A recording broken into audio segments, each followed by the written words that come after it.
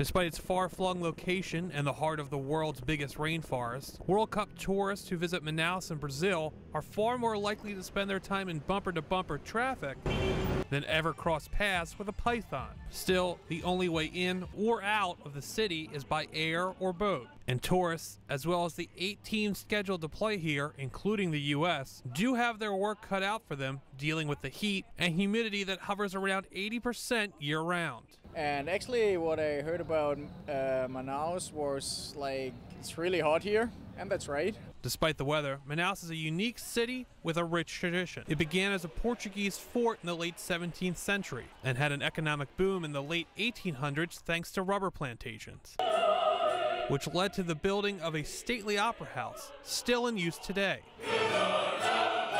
A decades-long economic spiral was stopped in the 1960s when an immense industrial zone helped breathe new life into the city. Despite the city life, in the nearby jungle there is wildlife that you would expect, even giant insects. But don't expect to come face-to-face with them. It's not easy to find this sort of animal, said this researcher who specializes in rainforest bees. I've only bumped into these insects a few times. Nearby, indigenous peoples live in thatched roof villages carved out of the forest. And the riverbanks are lined with floating houses, restaurants, general stores, and bars. Here, water is a way of life. Bob McCall, Associated Press.